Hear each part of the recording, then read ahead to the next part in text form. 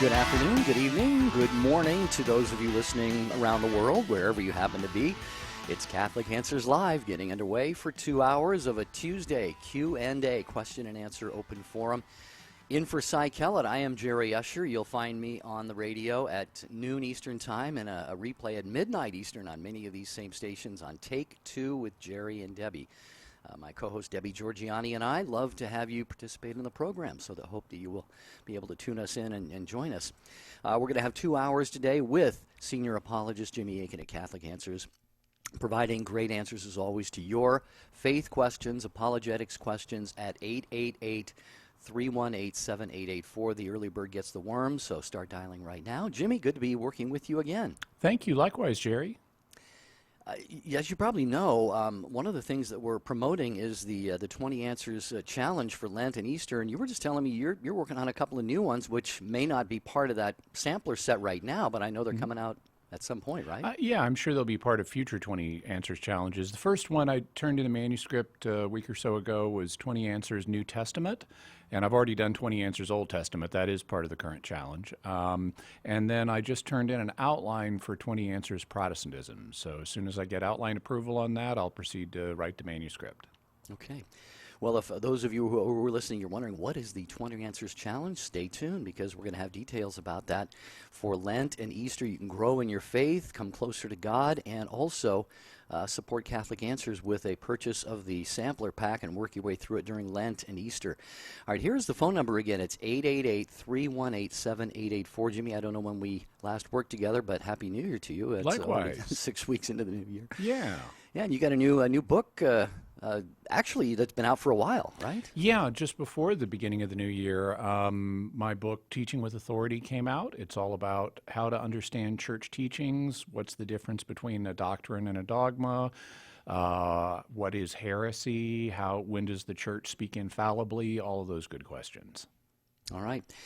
Jimmy is never bored, always busy, as are all the apologists at Catholic Answers.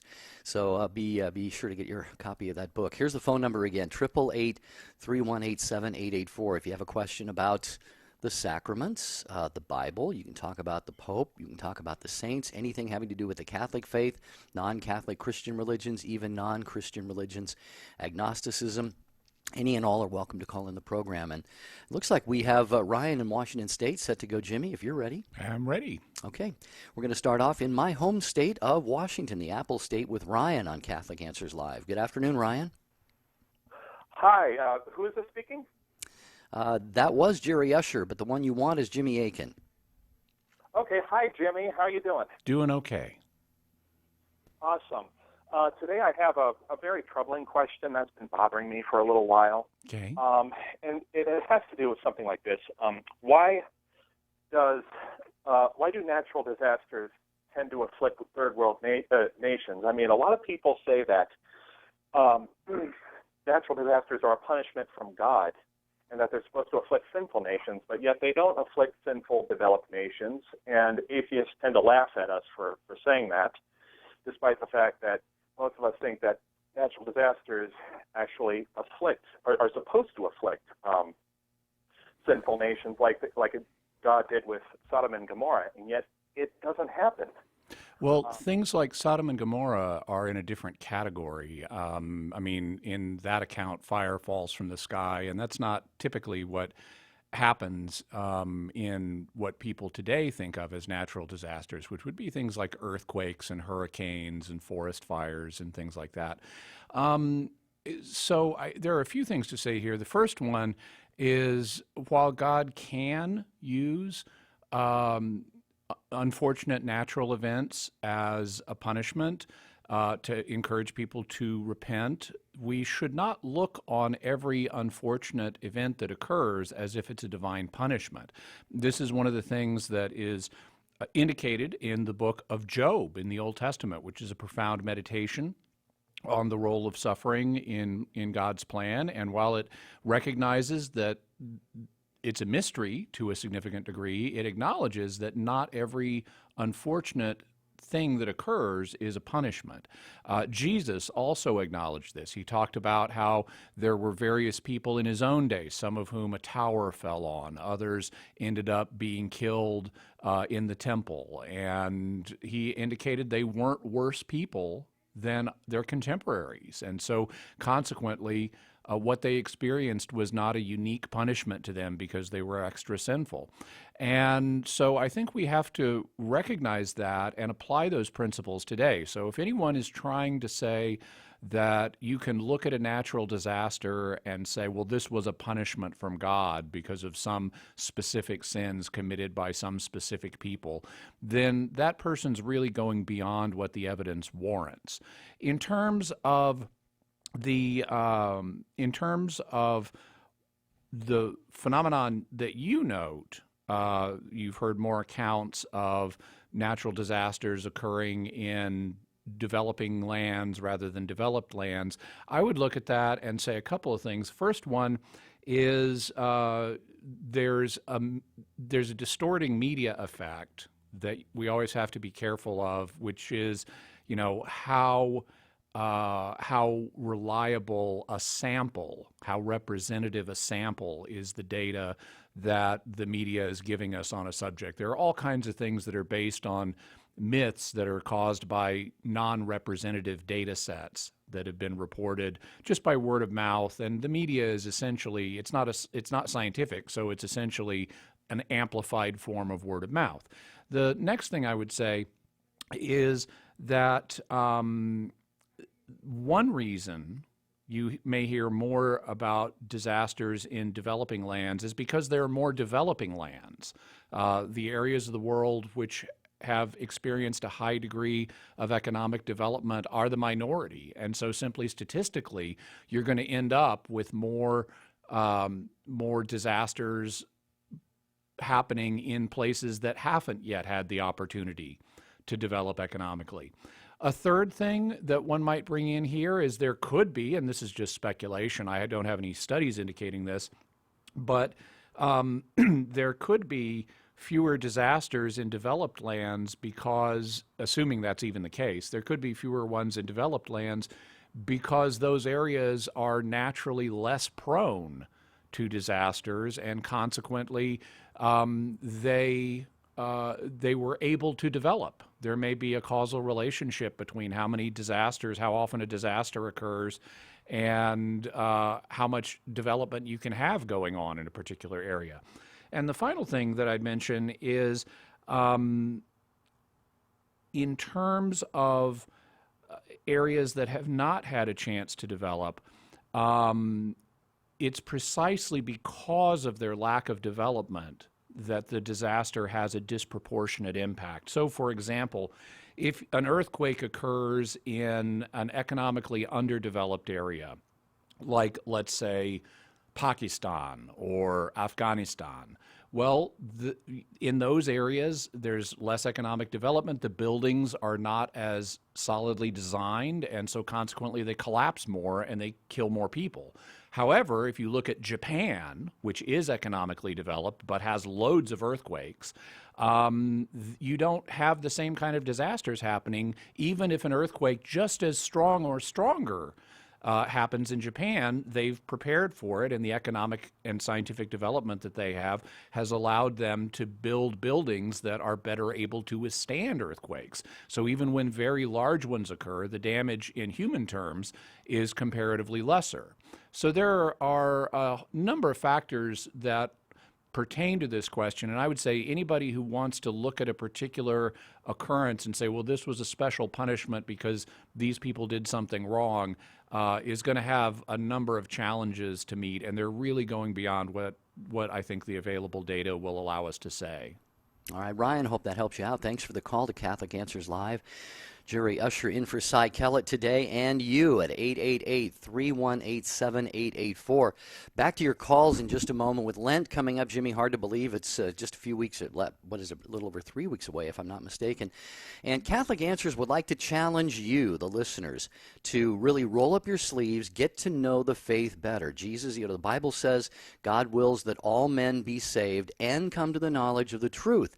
And Catholic Answers, we look at the phone number, 888-31-TRUTH, and Catholic Answers has always been about the truth, and we're issuing you a challenge. Are you up to the challenge? Hundreds have already signed up, and we're wondering, will you join us this year? When you purchase the sampler of all 32 books in the Catholic Answers 20 Answers Challenge series, you're going to save 60% off the normal price, and you're going to get free shipping if you live in the continental United States. And Jimmy, talk about just for a minute the benefit. These are bite-sized, easy to work through resources and not intimidating, and people can make their way through them during Lent and Easter, I think, fairly easily. Yeah, we did a calculation here on the air the other day, even though Cy says he doesn't do math on the air, but we worked it out, and you only have to read a few questions a day, and you'll be entirely through them by the end of the process. There you go. Lent and Easter are coming right up. Lent begins on March 6th, and so you get 60% off every set of the 20 Answers series from Catholic Answers, and we're just simply issuing you a challenge to do yourself a favor, all right? You're not so much doing this for Catholic Answers. You're doing this for you and for those you love, and you're going to be encountering people perhaps on a daily basis who challenge you, question you on the Catholic faith, even your kids who say, Mommy, Daddy, why does the church do this? Here's the great way to do that and grow in your faith and knowledge of the faith during Lent and Easter.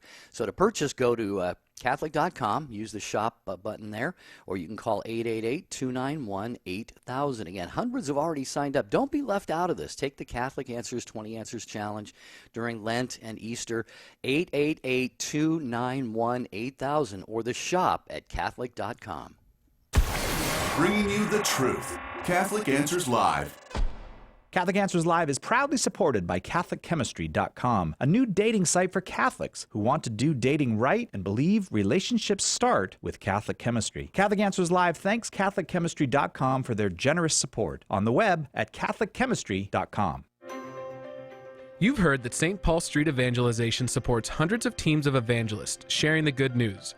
But did you know that some of these teams are public prayer stations? Set up a sign on the sidewalk and offer prayer and encouragement to those you encounter. Everyone needs prayer. Try this new method of witnessing to Jesus. Contact St. Paul Street Evangelization to get started at streetevangelization.com. That's streetevangelization.com. EWTN host Father Wade Menezes presents the truths of salvation in The Four Last Things. This guide will help you become eternity-minded in your daily life by demonstrating the reality of hell, dispelling sentimental notions about heaven, and bringing to light key truths you need to know about death and judgment. The Four Last Things, now available at EWTNRC.com or call us at 1-800-854-6316. When you're looking for Catholic Answers Live on your radio, this is the place. Jerry Usher in for Cy Kellett today, and Jimmy Akin, senior apologist, is here for this hour and next. So get on board at 888-318-7884 with your question. And Marcia is going to fire one next, for listening on Sirius XM 130. Hi, Marcia. Welcome. Hi. Thank you very much. Jimmy, I love your books. I've got several of them, and they're really helpful. Thank you. And this Mass revision has really been a big help to me. Mm-hmm. What I'm calling about, our assistant priest, he has a tendency to want to do things his own way in the liturgy during the Mass. Mm-hmm. And one of the things he's doing that is especially upsetting me is that during weekday Mass, we have two extraordinary ministers that distribute the precious blood.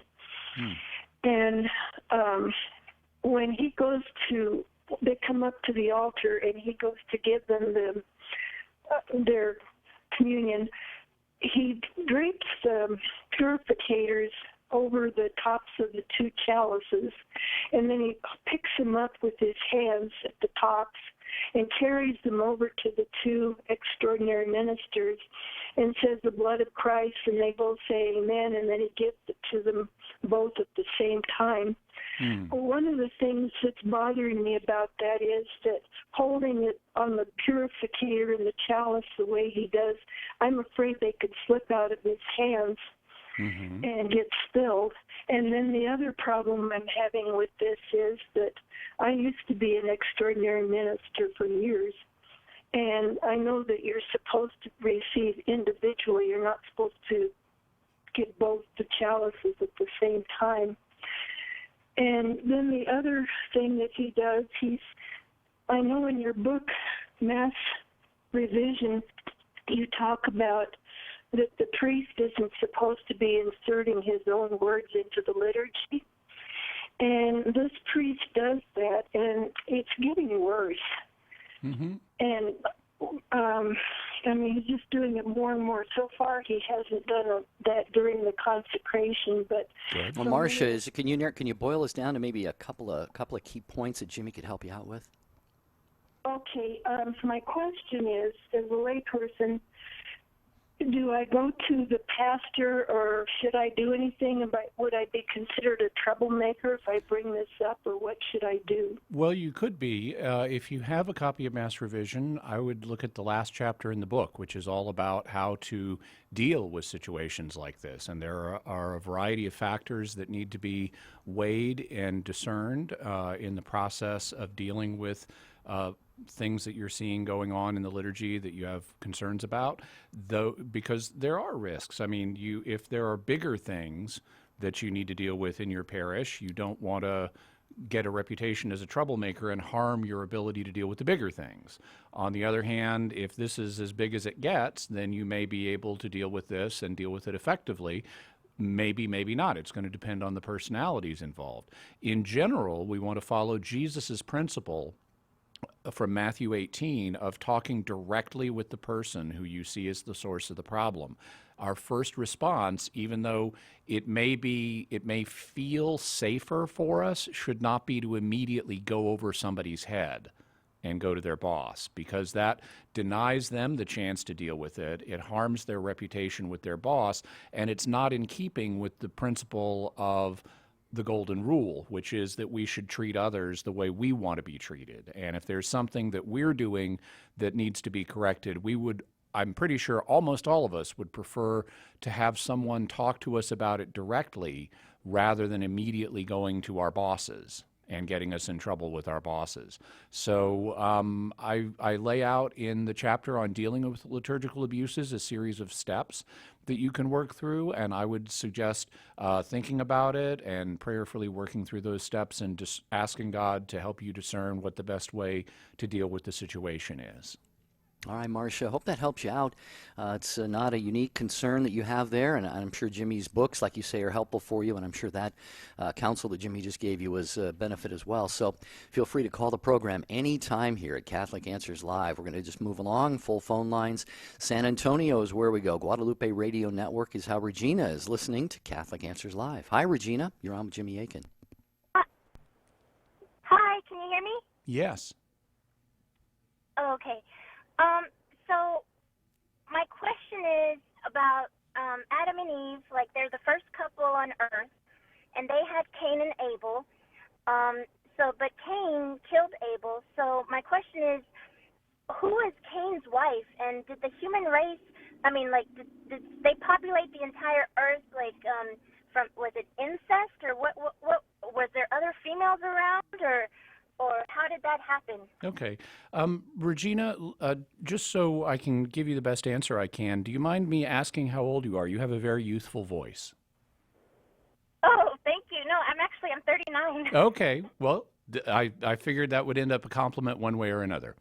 Okay, so the answer is that the Church does not have a specific teaching on this question. It is something that theologians and biblical scholars have speculated about for a long time. The way, if we just stick with the text in Genesis, it depicts Adam and Eve as the only people who are around, and consequently, anybody that was there for Cain or Seth to marry would have also been one of their children, one of their daughters. And that would mean that in order for the human race to get going, it would have involved what we today would regard as incest. The question then becomes, if you're going down that line of interpretation, the question then becomes, well, how do we square that with the fact that today incest is immoral? And there have been attempts by theologians, including, for example, St. Thomas Aquinas, to argue that the modern incest taboo really wouldn't have applied back then for various reasons, that the detriments that would be involved in not starting the human race would have offset the detriments involved in incest. And so consequently, some theologians would say, well, yeah, it would involve sexual relations between brothers and sisters, but that doesn't mean that it would qualify as the sin of incest the way it would today, because the circumstances were different. And there are different proposals for why those circumstances wouldn't have applied back then. Other people have looked at the text and said, well, even though Adam means man and Eve means living, or at least we're given to understand that she's given the name Eve because she was going to be the mother of all the living, maybe there was someone else around that we could breed with, a pre-Adamite race. And there have been some theologians down in the history of the church, of the broader Christian church, not necessarily in Catholic circles, who have speculated about that possibility. More recently, some people have said, well, given the symbolic nature of the names Adam and Eve, where Adam just means man or mankind, some people have proposed that that Adam and Eve could be symbols of the early Christian community and how it turned away from God as a whole. And so we shouldn't necessarily think that community had only two members. This is something you can read about a little bit in a document that came out from the International Theological Commission. It was authorized for publication by Joseph Ratzinger when he was the head of the International Theological Commission back in 2004, I believe. It's called Communion and Stewardship. And search on the word populations, and you'll find a little discussion of that. So there are a variety of interpretations that have been offered. The most common one historically is simply that it did involve sex between brothers and sisters, but at the time, circumstances applied that made that a non-sinful act. How's that, Regina? Okay. It's good. I remember something about there's a line in Scripture where God says to multiply, be fruitful and multiply, and I'm thinking, okay, so it had to have, worked out to His command, Right. And some people would, virtually everybody would point to that command and say that they had to follow that command. The question is then the theoretical understanding that would square that command in those circumstances with our modern understanding of incest. All right, Regina, God bless you and your youthful voice. Thanks for calling Catholic Answers Live. We appreciate it very much. Going to go to Eric in Orlando. By the way, here's the phone number, 888-318-7884. Just not even halfway through hour number one. Jimmy's going to be around for 2 hours to answer your apologetics questions today. So join us at 888-318-7884. All right, Eric in Orlando, listening on the app, the Catholic Answers Live app. Welcome, Eric. Hi, how are you? Doing okay. What's your question? We're close to the break. Okay. I'm Catholic, and my wife is not Christian. We were married 9 years ago outside the church, and at the time, I didn't know I wasn't supposed to do certain things like Eucharist and go to confession. Recently, however, I did learn and stopped, and I did also just receive radical sanation. Okay. And what I wanted to know was, when I go to confession, do I confess over the past 9 years, or do I confess based on when my last confession was? You are only required to confess based on any mortal sins you've committed since your last confession. Since you didn't know that you weren't supposed to be receiving the sacraments during that time, and since you stopped when you did learn, that means that you weren't committing new mortal sins by receiving the sacraments because the element of the necessary knowledge was not present. And so you didn't know that you weren't supposed to be receiving, so consequently you wouldn't have been committing mortal sins in those circumstances. And since you're only required to confess mortal sins, those wouldn't have counted as mortal sins, and you would only need to confess mortal sins that have been committed since your last confession. The general understanding of the way confession works is that as long as you're not knowingly and deliberately holding back a mortal sin, you're going to be forgiven of it anyway. And so you, based on what you've said, you weren't knowingly and deliberately holding back any mortal sins. And so one should presume all of those confessions were good and you don't need to reconfess them. All right, Eric, does that give you some peace of mind? Yes. Thank you so much. No problem. Thank you. By the way, Jimmy, he used the phrase radical sanation. Yeah. If you can quickly, if you want to save that for after the break, we can. Or... Yeah, real quick. Radical sanation is a procedure in church law that allows marriages to be healed at the root. That's what it means that's what radical sanation means. It's basically a way of validating marriages without a new renewal of consent. All right, Jimmy Akin here on Catholic Answers Live. I'm Jerry Usher in for Cy Kellett, 888-318-7884. A whole bank of phone calls that we're going to continue along with here in just a moment. Don't go away.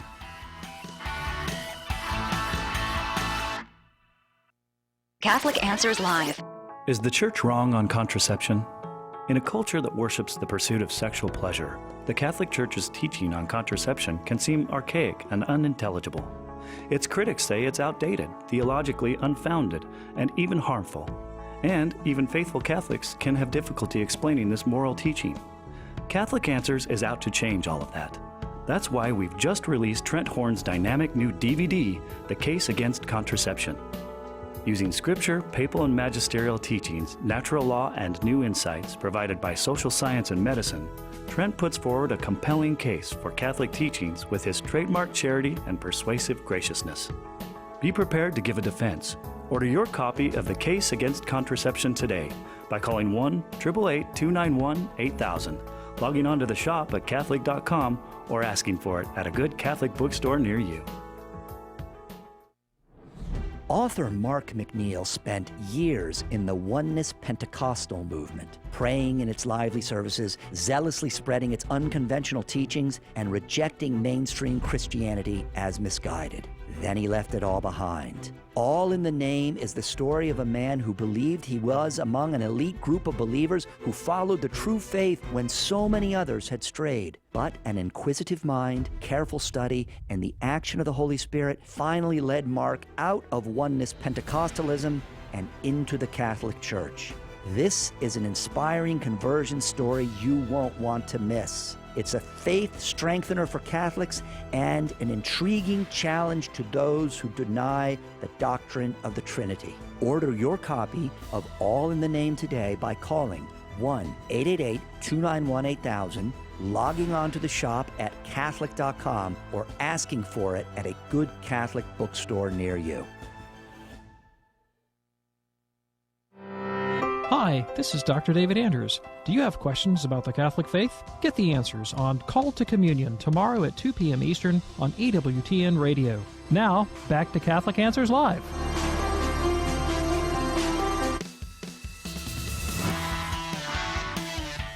Great to have you along today, and we have Michael and Judy and Nolan and Margaret.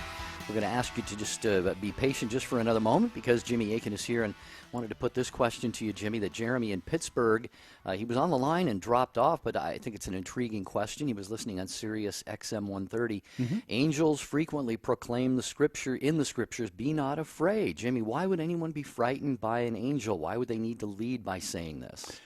Well, there are a number of reasons. One of them is we're biologically programmed to become fearful anytime something very unexpected happens, something that's outside of our normal experience, because, and not just us, but other organisms as well, by God's providence, are programmed to become very apprehensive whenever something startling occurs, because it could be a threat.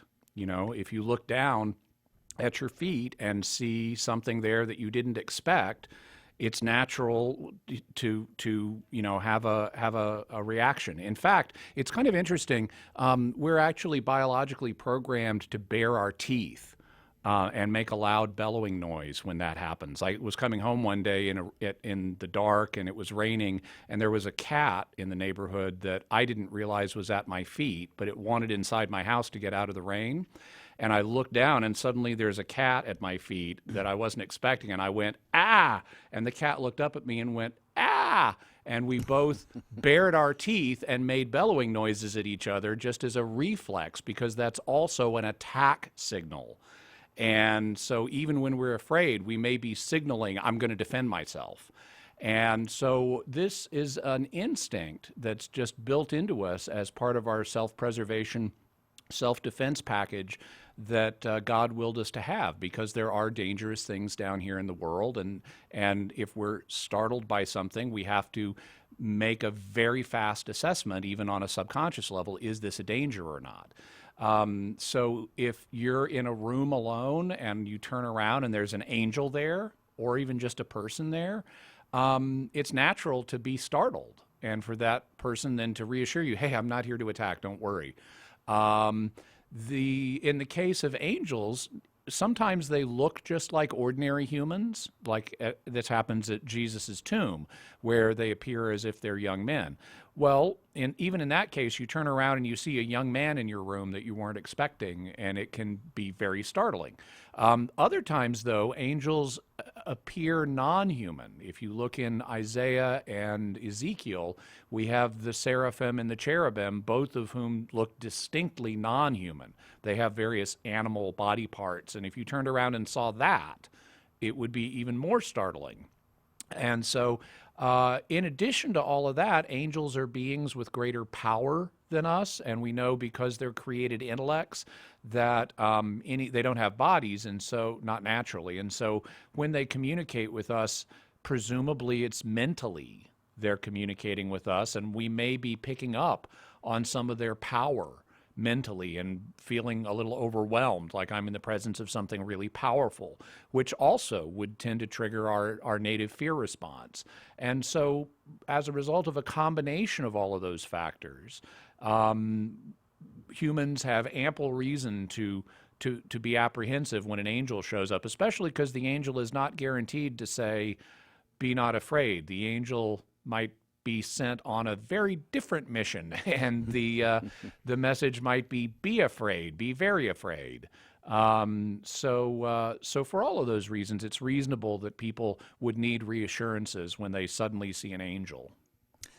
All that makes great sense. Thank you, Jeremy, for that call from Pittsburgh. We appreciate it, and as promised, we're going to go to Michael next in Illinois, watching on YouTube Live. Hi, Michael. Thanks for tuning into the Catholic Answers YouTube channel. What can Jimmy do for you? Hi there. I've been listening to Catholic Answers, a lot of videos recently, and I appreciate all you guys' work. And there was a question that came up just a few minutes ago about natural disasters, and that's actually been something I've been grappling with. And so I have a bit of a different question, which is, why do natural disasters even exist? And one of the things that I thought about was, is this a result from the fall? Can we just leave it at it was when destruction into the world, that natural disasters came with that, or is there more to it? I didn't know if that was like a cop-out or where we're at. There certainly have been theologians who've proposed down through history that have proposed that that not just human death entered the world through the fall, but that all suffering and death entered the world through the fall.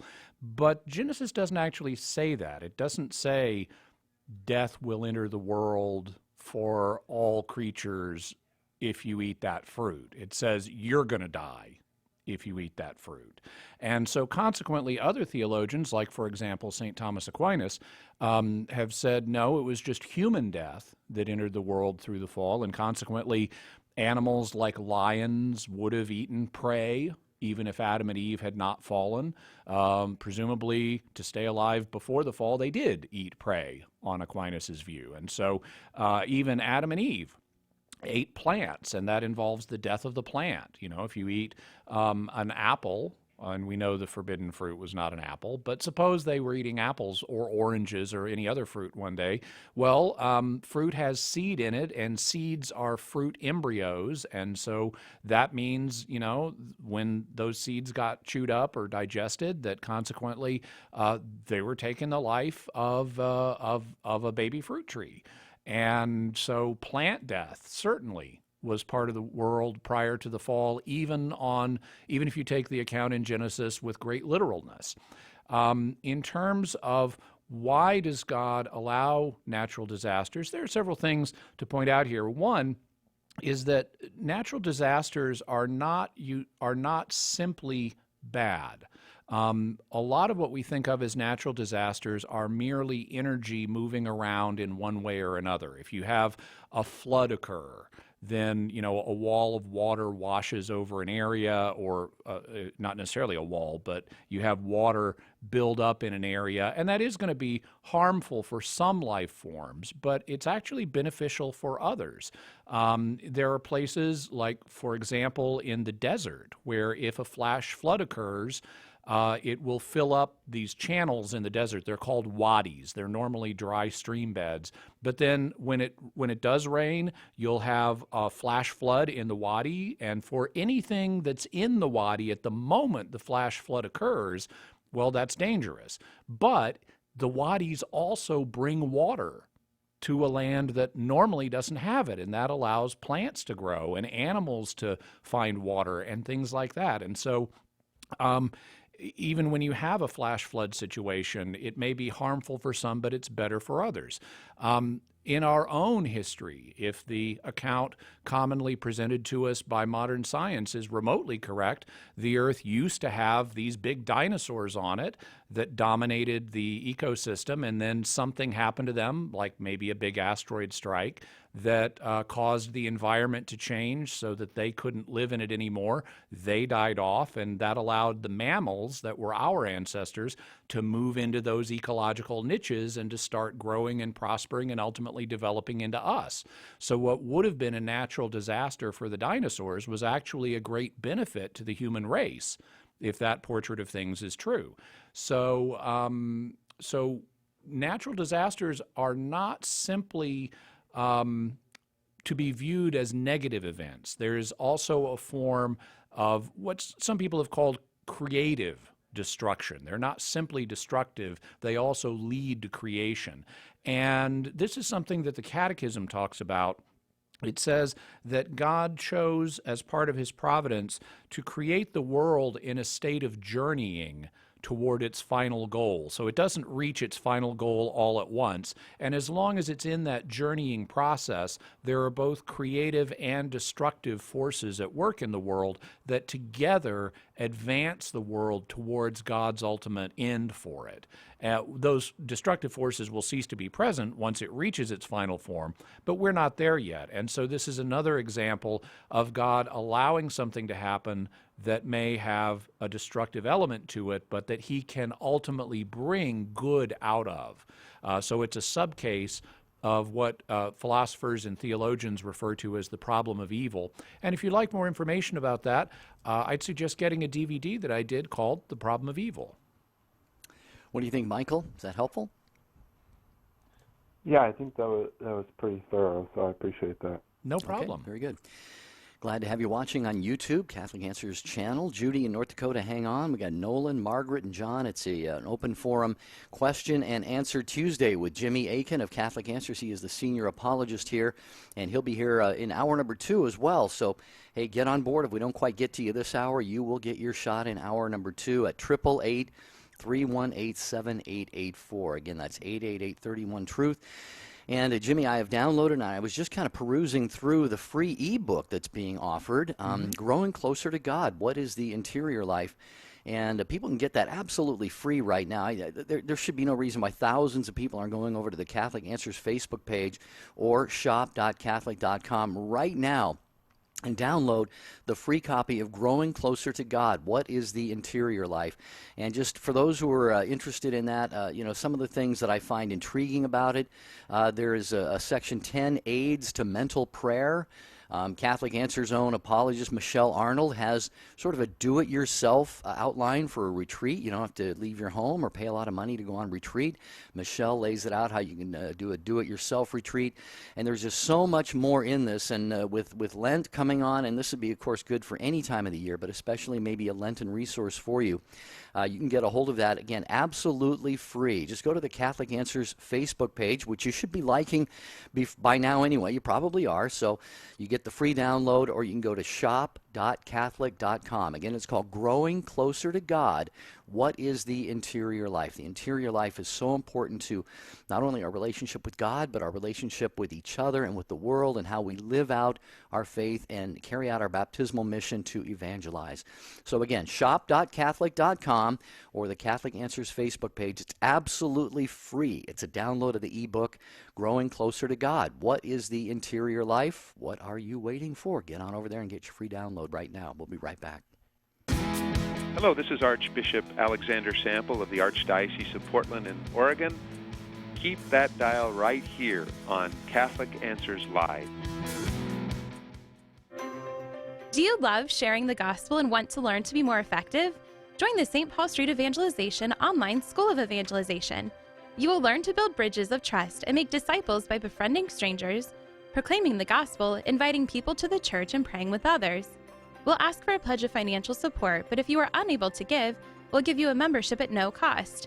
Find out more and get involved today at streetevangelization.com. That's streetevangelization.com. EWTN, communicating the faith. What makes me happy is listening to Catholic radio.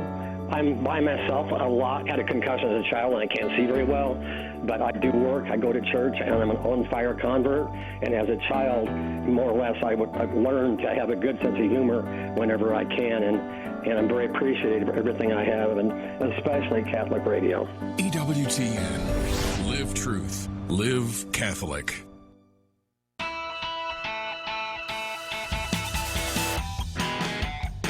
Well, we love helping you out with Catholic Answers Live on the radio. Jerry Usher here for Cy Kellett, and I'll be in again a couple days later in the week, Thursday and Friday.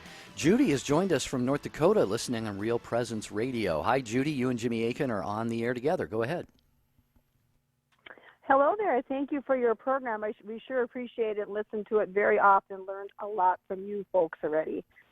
My question is, during Mass, we have the process where we confess like venial sins silently in our hearts, and then we get forgiven before we receive the precious body, the Holy Communion. So my question is, during the Last Supper, did the apostles have to do that also before they received Jesus' body in the, when he consecrated the host during the Last Supper? I want to make sure I understand one thing you said. You're referring to the not to the sacrament of confession, but to the moment in the Mass where we make a general acknowledgement of our sins, and then the priest prays, that we be forgiven and cleansed and so forth, but not the sacramental confession that occurs typically outside of Mass, correct? Correct. Yeah. So we don't have any evidence in Scripture that clearly indicates that was part of the liturgy when Jesus first instituted the Eucharist. He did wash the disciples' feet earlier in the evening, but that wouldn't have been understood at the time as a cleansing from sin.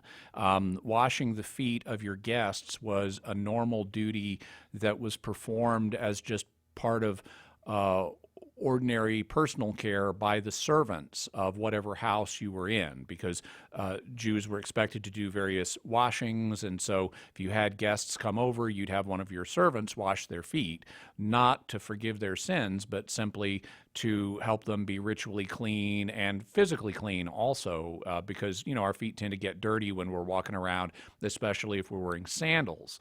So So it wouldn't have been understood as a ritual conveying forgiveness. Later, according to John 15:3, Jesus did say to the disciples, "You are clean because of the word I've spoken to you," but it's not clear exactly what he means by clean, whether he means you've been forgiven or whether he means you've been pruned and made ready to bear spiritual fruit, because that's what he's discussing in the context. It's also not clear when he's thinking of having spoken the word to them that made them clean. It may not have been that night. It may have been something that he's been speaking to them all along down through the ministry. And so consequently, we don't have good evidence in the four Gospels themselves that there was any specific ritual that was performed at the Last Supper as kind of a spiritual cleansing ritual that corresponds to the penitential rite in a modern liturgy. However, as church history went along, it became recognized that it would be a good idea to have a penitential rite, even if it's not sacramental confession, to go ahead and have a penitential rite to prepare ourselves spiritually in light of our sins, even our venial ones, for the celebration of the Eucharist. And so that became a normal part of the church's liturgy. It is actually related to something that Jesus does say. If you look in the Sermon on the Mount in Matthew chapter 5, Jesus is talking about a situation that existed in his own day where people would come to the Jewish temple in Jerusalem to offer sacrifice. And by the way, the fact this is included in Matthew suggests it would have been relevant to Matthew's Jewish audience, and thus that Matthew may have been written before AD 70. But Jesus says that if you are offering your sacrifice, so you're at the temple in Jerusalem, and you realize your brother has something against you, go first and be reconciled with your brother, and then come and offer your sacrifice. So, so Jesus recommends a kind of mental recollection and a willingness to deal with problems and things that we've done that may have harmed other people. And so, consequently, even though he doesn't apply this in the Christian liturgy, he applies it in the Jewish liturgy of sacrifice at the temple. The principle is nevertheless one that Christians then could look at and say, well, if it's reasonable to do that based on what Jesus said, to have a kind of recollection and somehow deal with our sinfulness prior to celebrating the liturgy, prior to worshiping God and offering our sacrifice, then it would be appropriate to do it in the Christian liturgy before we offer the sacrifice of the Eucharist itself. What do you think, Judy? That's a lot, yes. A lot to absorb, and I appreciate your knowledge and your expertise in that. You're very kind. Thank you for calling. Yeah, and Judy, just in case if you want to kind of revisit that, the archives are always available shortly after broadcast at Catholic.com, so you can just kind of mark the time of your call here in the first hour on this Tuesday show and go back and listen to it again sometime, maybe several times, if that will help you assimilate it more fully into your mind and into your heart. So thanks, Judy, for the call. From North Dakota, we're going to go from there to Nevada. Nolan listening, listening on Catholic.com, the website of Catholic Answers. Hi, Nolan. Hi. So my question is regard to indulgences, specifically applying indulgences to those who might be in purgatory. So my understanding is that no one can enter into heaven until they are holy, and we have our finite lives to align with God's will and become holy, including taking on penance for the temporal effects of our sin. And when we die in God's grace, we may still require purification to become holy before we may enter heaven to live out our eternity with our Creator, which is purgatory. So my question is, how can we gift an indulgence to reduce the penance of purgatory for another? Wouldn't that just reduce the purification of that person to a point where they're not achieving the holiness necessary to enter into God's company? So we, in terms of holiness, we want to acknowledge that God already does make us holy in this life in a variety of different ways, but our sanctification is not complete typically, for most of us, unless we experience purification after death or purgatory. We need to be not just holy, but absolutely 100% completely holy to enter the full glory of heaven. And there frequently are residual things we need to deal with in purgatory. In terms of applying indulgences to people in purgatory, the Church's understanding is we can do that by way of prayer. The Church doesn't have direct jurisdiction over people in purgatory the way it does have jurisdiction over its members here on earth, and so consequently it can't apply the power of the keys directly to people in purgatory. What it can do is pray and ask God to do something analogous for them. And we have to then leave that to God, exactly what he does. But the standard understanding would not be that we're getting people into heaven early without them being fully purified or without them having fully dealt with the consequences of their sins. Instead, the understanding would be that we're asking God to help them deal with those things in an even smoother and easier and possibly quicker way. So it's not like simply saying, let's move up the date that somebody's going to be released from the hospital, whether they're sick or not. It's saying, let's get them better, let's get them well quicker so that they can be released quicker, if that analogy helps you.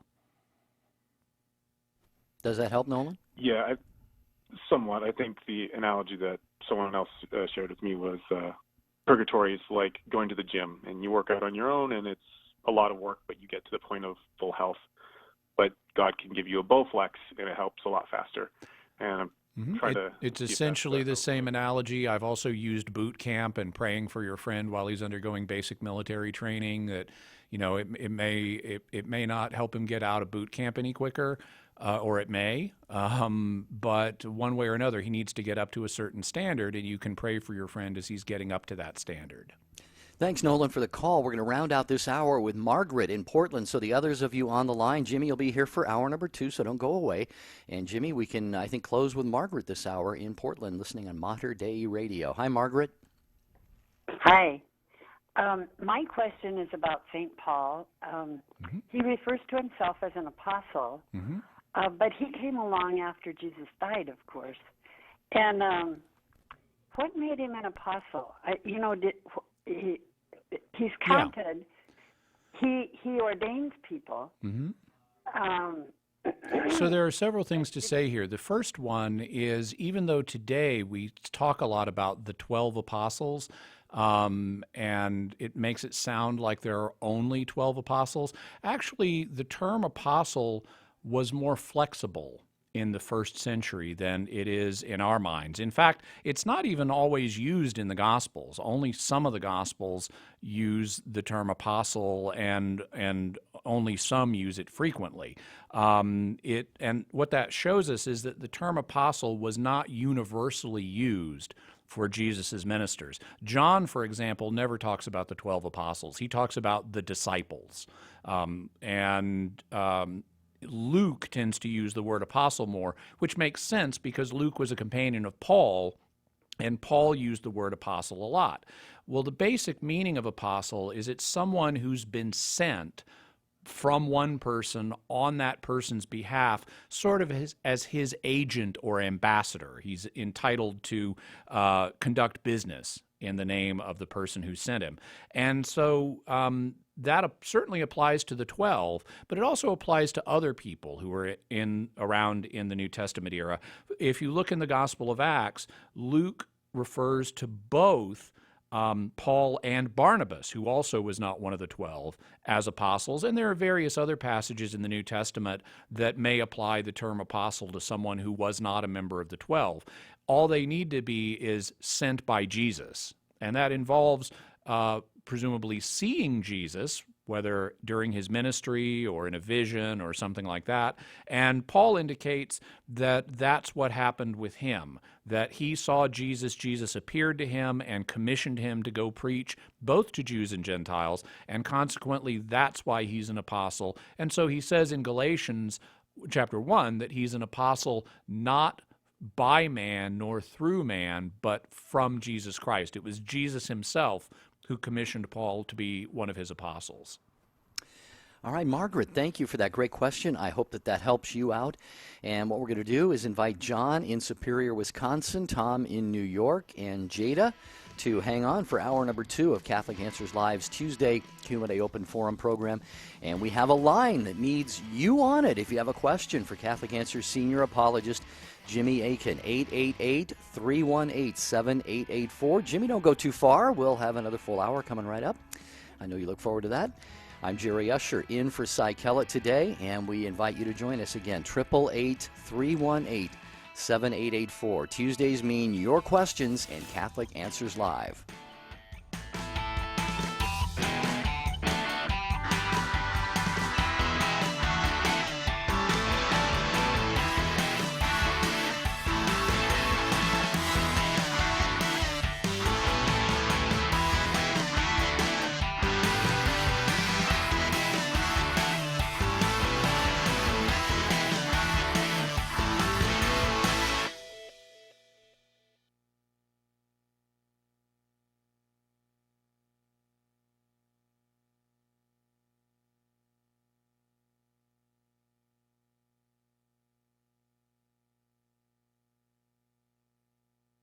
Catholic Answers Live. Atheists claim they don't need God to be a good person, implying God's not relevant to morality. But is this true? Well, atheists can be good in the sense of knowing behaviors that respect the goods of human nature and living accordingly. St. Paul acknowledges this natural moral law in Romans chapter 2. But this doesn't mean God is irrelevant when it comes to morality. And here's the reason. Besides God's grace being necessary to live the moral law perfectly and merit heaven, God is necessary for the law to be morally binding. How can the moral law be binding if there's no moral lawgiver behind it that surpasses human authority? The answer is, it can't. So an atheist can follow the natural moral law, but only the theist is consistent in saying that such a law is morally obligatory. I'm Carlo Broussard with the ready reason for Catholic Answers, Catholic.com. With the recent commemoration of the 50th anniversary of the release of Humanae Vitae, there have been fresh attacks on Catholic teaching from outside and, unfortunately, inside the Church. That's why Catholic Answers thought it critical to provide a vigorous affirmation of Paul VI's prophetic wisdom with our newest book, Inseparable: 5 Perspectives on Sex, Life, and Love in Defense of Humanae Vitae. We asked 5 distinguished contributors to reflect on and defend Humanae Vitae from 5 perspectives, each of them compelling, together forming a mosaic of truth. Don't be caught uninformed when the topic of contraception comes up among friends, family, and co-workers. Order your copy of Inseparable today by calling 1-888-291-8000 or visiting the shop at Catholic.com. So, you're listening to Catholic Radio. I think it's safe to say that you probably want to become like Jesus. Theosis is a fancy word used to explain the process of becoming like Christ. It's how God takes sinners like you and me and transforms us into who we were created to be. Basically, rockin' saints. Clumsy Theosis is a podcast where I take 2,000 years of Catholic goodness, draw from the great minds and spiritual masters of the Church, boil it down, distill it, and give practical advice to 21st century Christians. Basically, we'll learn how to do this Catholic thing like a boss. Subscribe to Clumsy Theosis wherever good podcasts are found.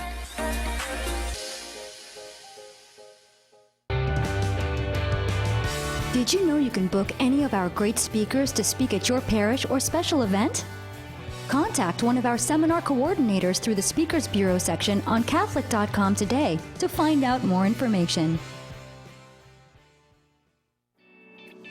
Have you subscribed to the Catholic Answers Radio Club newsletter? This is Catholic Answers Live host Cy Kellett, and I want to tell you about our new weekly newsletter full of behind-the-scenes information and facts you need to know about the show. It's easy to sign up. Just visit CatholicAnswersLive.com and look for the newsletter sign-up box on the front of the page. It's a great way to keep up to date with what's happening with the show and see what's coming in the days ahead, delivered weekly into your inbox. Sign up today for the Catholic Answers Radio Club newsletter and see what you've been missing. listening. Go to CatholicAnswersLive.com. The Catholic Church claims to be the religion in which the fullness of truth resides, but at times getting to the heart of any particular question of doctrine or morals can lead not only to personal confusion, but conflict and even disagreement among Catholics. In his new book, Teaching with Authority, Jimmy Akin sets the record straight. Teaching with Authority isn't about understanding specific teachings of the faith, but rather about understanding Catholic teaching itself. A unique, valuable, and long overdue resource for Catholics as well as those inquiring about the faith, Teaching with Authority will help deepen your understanding of what the Church teaches by showing you, maybe for the first time, how, why, and where it does. Get your copy of Teaching with Authority today by calling 1-888-2918-8000, logging on to the shop at Catholic.com, or asking for it at a good Catholic bookstore near you.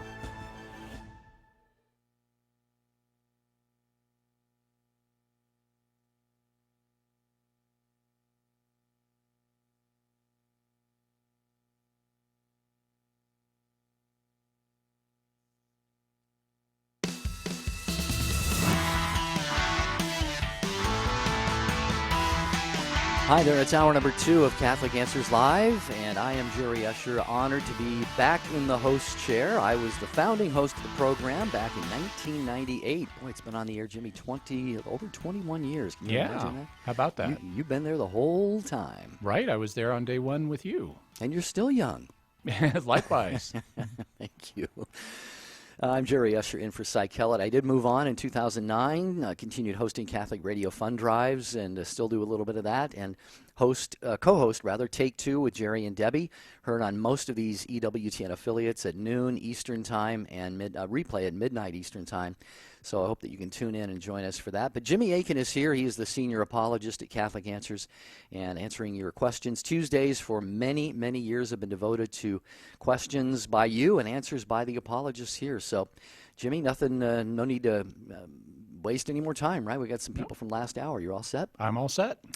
Okay, thank you. Everybody held on through the last hour. That's great. John in Superior, Wisconsin is first, watching on Facebook Live. Hi, John. You are on with Jimmy Akin. Go ahead.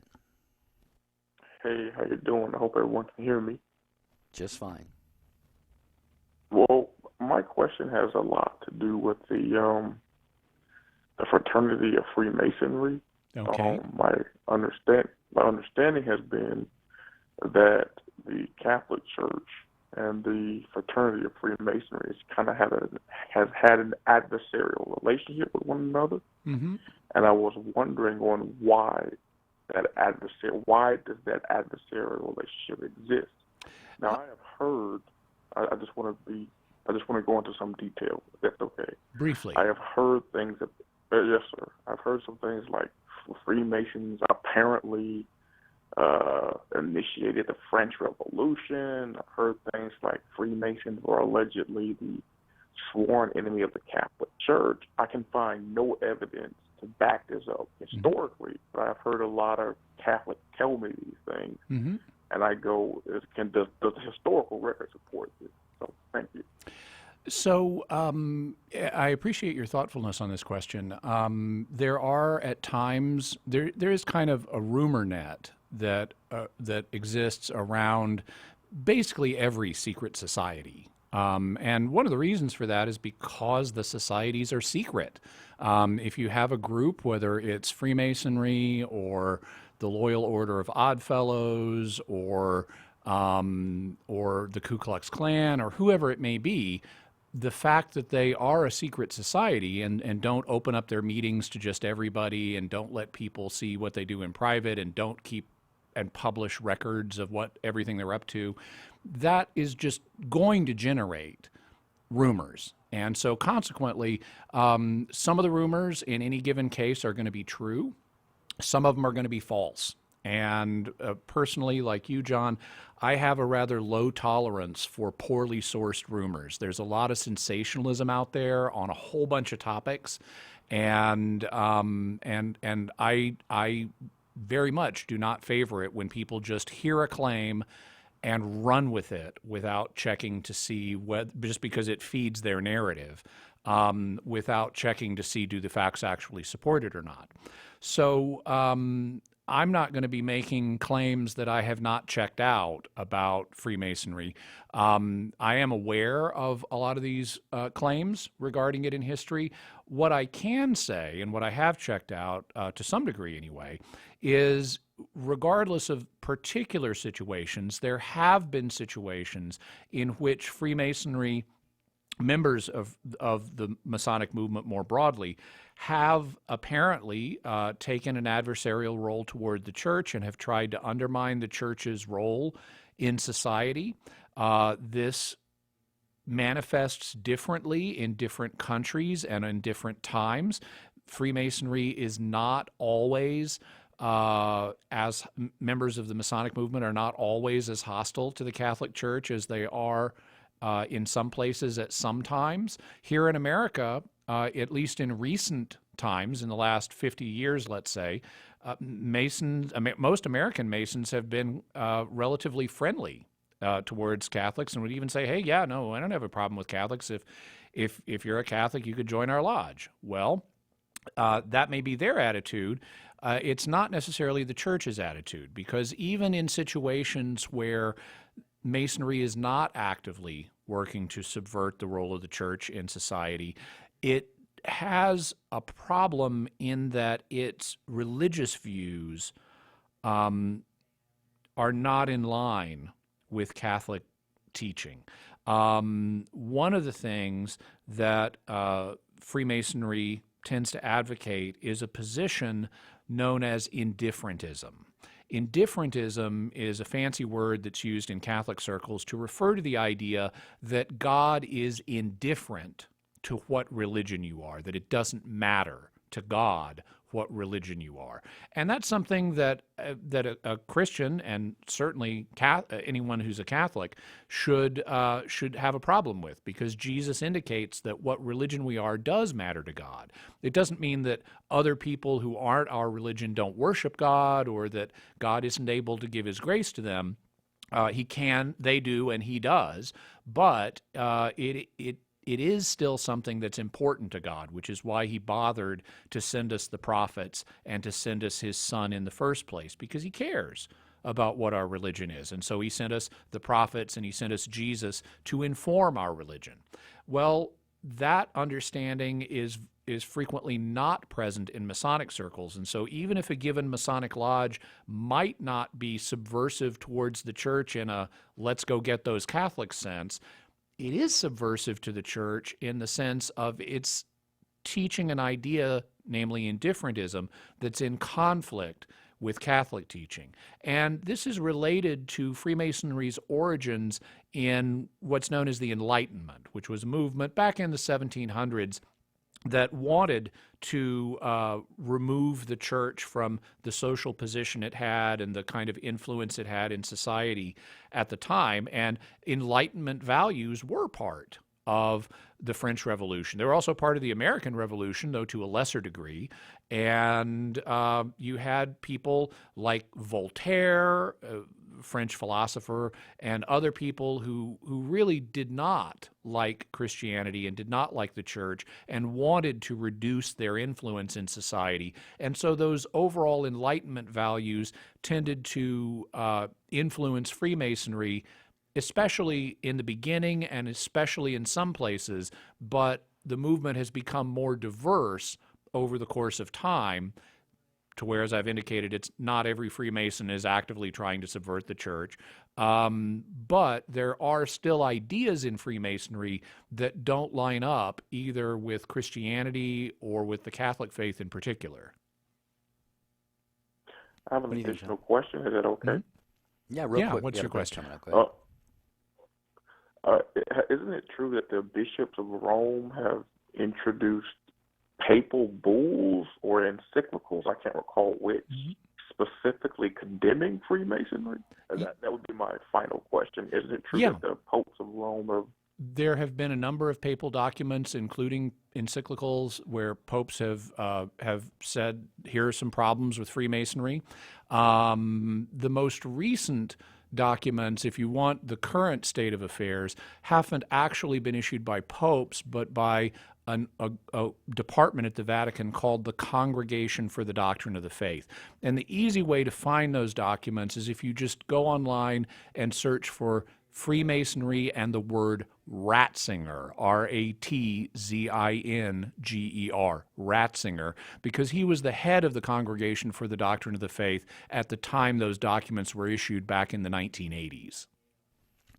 All right, thank you, John, for joining us here on Catholic Answers Live. Second hour of our Tuesday Q&A Open Forum program with Jimmy Akin, serving your needs here with the faith questions and answers for 2 hours. We have Tom and Jada and Michael and Chrissy and William. We're going to get to all of you here on the program, but I just want to pause for a quick second and give you an opportunity, give you information about how you can really get on board with Catholic Answers and get involved with a very, very, I think, beautiful, beautiful project. Wouldn't it be fascinating to learn what the very first Christians believed? Many of you have probably studied the Church Fathers, and you hear it talked about a lot here on Catholic Answers Live. But did you know that we have early Christian writings that are even older than some of the books of the New Testament? And there's a wealth of information from the earliest Christian writers that provides vital information about our faith. And that's why the man you're listening to, Jimmy Akin, and the Catholic Answers staff have just launched a new campaign to teach people about the very first fathers. Jimmy, why is this important for us to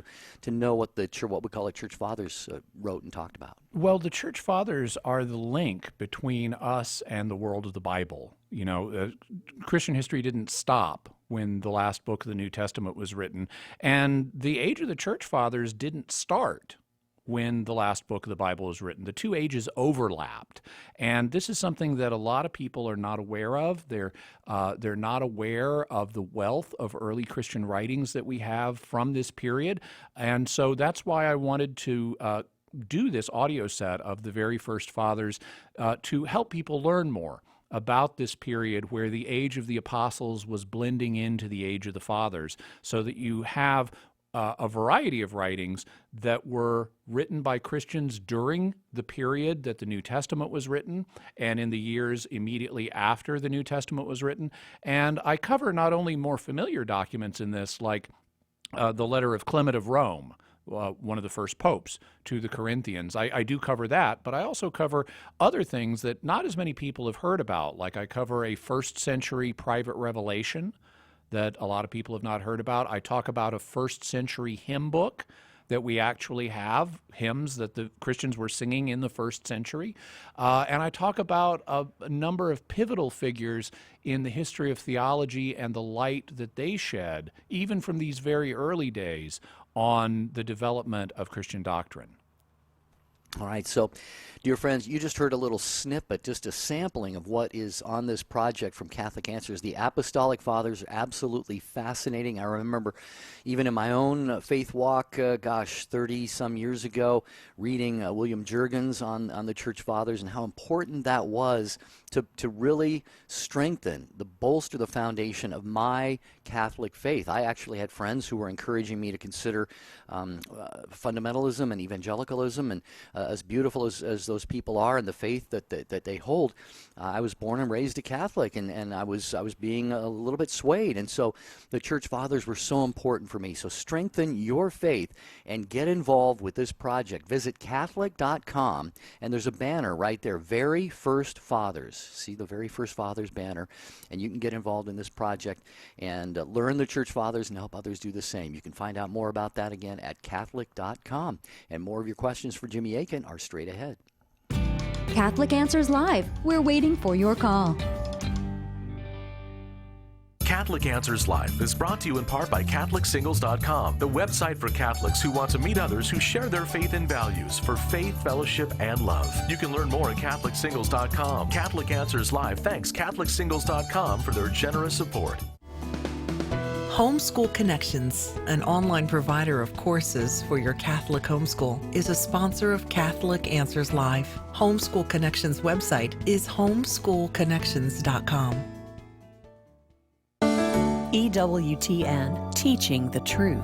I love listening to Catholic radio. It's perfect. It provides peace and it builds us up and strengthens us. We listen to it whenever we're in the car. My husband and I love it. He got me started with it before he even became a Catholic. He owns his own business, and so he's working by himself, and he listens to Catholic radio, and he's called in several times too. It's using the technology that we have for good. EWTN. Live truth. Live Catholic.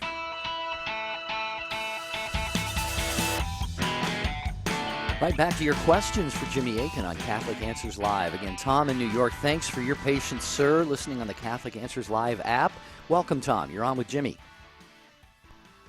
Hi, Jimmy. I was just wondering why so many prominent Catholic apologists are converts like yourself, like Tim Staples, David Anders, Scott Hahn, Steve Ray. Mm-hmm. Is it because it comes from more of a Bible-based tradition that, or is it more because being a convert requires you to defend the faith? Kind of. I would say it's a couple of things. First, though, I want to give credit to all of the apologists who are not converts, because sometimes people who are converts kind of get some extra attention, and I want to make sure that apologists who are cradle Catholics, like Carl Keating and Scott Hahn and Carla Broussard and all those folks. Not Scott. Scott's a convert. I'm sorry? I think you said Scott Hahn. No, I said Carl Keating, Carla Broussard, and Patrick Madrid. If I said Scott Hahn, I was must mistaken. have misheard you, Jimmy. Sorry about that. I may have misspoken. In any event, I was thinking Patrick Madrid. So I want to give credit to those who are cradle Catholics, and it's not just them. There have been others all throughout history, and there are many others today. I do think it's accurate to say that that there is a higher proportion of professional apologists who are converts than the overall number of Catholics who are converts. So I think they are represented more strongly, and I think the reason for that has to do with the process of conversion. If you're someone who is changing from one position to another intellectually, you either prior to your conversion have firm convictions or you don't. If you don't have firm convictions prior to your conversion, then your conversion may not be a particularly intellectual one. There are some people who are kind of, I didn't really have firm beliefs, and then I became Catholic, and I still don't have overly firm beliefs. But then there are other people who do have firm beliefs. And so if you're a firm believer in some other viewpoint prior to becoming a Catholic, then you don't just become Catholic on the spur of the moment. You have to work your way through the arguments for why the Catholic position rather than the position you started with. And in that process of working through those arguments, whether they're biblical or philosophical or historical or whatever they may be, in the process of working through the arguments and counter-arguments, you end up giving yourself a background in how to defend the Catholic faith. And it's natural, having done that, to then say, wow, I've become convinced of the Catholic position. I've learned all this stuff about how to defend it. Let's see how we can use this to serve God. And so I think there's kind of a natural path for people who have been something other than Catholic and been very firmly committed, and who then work their way through the arguments for the Catholic faith to then turn around and try to employ those apologetically in one way or another, either professionally or just on a personal level. That's excellent. Okay. I was just wondering if you might know the percentage of people who are converts by conviction, like intellectual converts into the faith versus a convert by expediency in terms of marriage. I don't have any specific numbers on those. My impression is that most people, and this is unfortunate, but this is just due to human nature in its fallen condition, most people who convert, my sense is that most people who convert from one position to another, regardless of what position they're converting from or to, are motivated by things other than intellectual arguments. I think that a lot of it is, well, if someone becomes a Catholic or becomes a Mormon or becomes an evangelical or becomes an atheist, it's because frequently they want to marry one or something like that. Okay, Tom. Thanks for your call from New York. We appreciate that very much. 888-318-7884. Second hour of our Tuesday question and answer program coming to you from Catholic Answers Live. And Jada is next for Jimmy Akin. Hi, Jada. Thanks for waiting. You waited a long time, too. We appreciate that. Welcome. Yeah. Jada, you're on the air. What's your question? Hello, Jada. Are you there? Jada may not be listening to us at the moment. Yeah, maybe we can put Jada back on hold there, and we'll try Michael in Houston. Yeah. By the way, I think Jada may be a first-time caller. It's important to let folks know once you are on hold, you want to listen to your phone, not the radio, because you'll hear us on your phone first before it has a chance to go out to the networks and be heard over your radio. Yeah, it's called a broadcast delay, so we're going to check with Jada and see if Jada is there. Michael, in the meantime, is next in Houston listening on Guadalupe Radio Network. Hi, Michael. Hi. My question has to deal with something that I've heard, so I want to know, is it actually something the church teaches, and if it's true? I've heard that before the second coming of Christ that the Jews will be converted, or something to that effect. And so is that actually a Catholic teaching? And if it is, what does it exactly mean? Okay. There is a passage in Romans. You want to look at the St. Paul's letter to the Romans. It's in chapters 9 to 11, where he has an extended discussion of the role of both Jews and Gentiles in God's providential plan of the ages. And in the course of that discussion, he indicates that many Jewish people did not accept Jesus, and this was something that was in accord with God's plan because it would lead to an opportunity for Gentiles to come to the true God, for non-Jewish people to come to the God of Israel and become followers of him through his son Jesus. And he indicates, though, that this is just a temporary state of affairs, that eventually Jewish people will turn back to God and be accepted again. And he says, well, what will that mean if their rejection, when they turned away from Jesus, meant life for the world? What will their acceptance bring but life from the dead? And so he seems to link the conversion of the Jewish people to Christ to the resurrection of the dead, or to the end of the world. So there is historically an understanding in Catholic circles and other Christian circles that there will be some kind of significant conversion of Jewish individuals prior to the end of the world. Exactly what that means is something people have differed over. There are some people who would say, well, it's going to be every single Jewish person alive at the end of the world is going to become a Christian, and then Jesus will come back. Well, maybe, but if you look at the way Paul is using his language here in Romans 9 to 11, he's talking in approximate terms, because not every Jew rejected Christ. Paul himself was a Jew, and he accepted Christ. So did the other apostles. So did many of their converts who were Jewish. And so it wasn't in the first century that all Jews rejected Christ, just a large number of them did. And so consequently, when he talks about their turning back to Christ before the end of the world, he may not mean all of them, just a large number of them. And so we can't really in advance quantify exactly how big this event is going to be in terms of how many people will convert or not. That's something we have to leave to God, but we do have an indication here that there will be some kind of significant conversion of Jewish individuals to the Christian faith prior to the end of the world, and that's something that the Catechism of the Catholic Church mentions briefly in its section on the end of the world, so it is part of church teaching.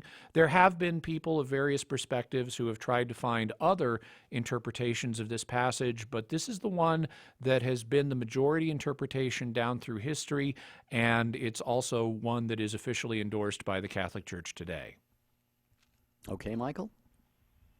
Yeah, sounds great. Now I've got to go and read Romans, but thank you very much. God bless you guys. You too. All right. God bless you, Michael. William is next in Virginia, listening to Catholic Answers Live on Sirius XM 130. Hi, William. You're on with Jimmy Akin.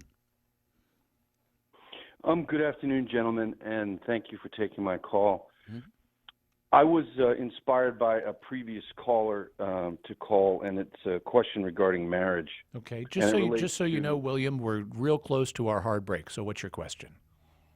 Okay, if two lapsed Catholics marry in a civil marriage, and then come back to the church and become faithful Catholics, my understanding is they're not to receive the Eucharist, but and if not, what must they do to be eligible for receiving the sacrament? In essence, the standard things that need to be done are that, well, they both need to go to confession, and they also need to have their marriage convalidated. That's the technical term. You also hear about it being discussed as having their marriage blessed. But basically, it means having a simple ceremony where you renew your vows. It doesn't need to be a big thing. It's typically not done in the context of a mass. It's just a priest and the parties and a couple of witnesses at least. And so that will supply the ceremony that's needed for them to be married to each other and allow them to continue living as man and wife and receiving the sacraments in that condition. So basically, it's go to confession and have your marriage blessed. And you can just talk to someone at your parish, call the church secretary. They handle these situations all the time. Just say you're interested in having your marriage blessed, and they can help you from there. If there are complicating factors, like maybe one person has been married to someone else before, and so there's been a divorce, there may need to be additional steps, like you may need to apply for an annulment or things like that. But one way or another, there are always ways to handle the situation, and just rejoice that God is leading you back to the church and trust Him and work through it one step at a time. All right, William, thank you for the call and good advice from Jimmy. We'll be praying for you along that journey. We appreciate you joining us. Benjamin, Mark, William, and Zeke are up next here on Catholic Answers Live. We do have a phone line that is open. Any question is okay today on our Tuesday Q&A open forum program, 888-318-7884. Jimmy Akin is here to give the answers. I'm Jerry Escher in for Cy Kellett, and we will continue in just a minute.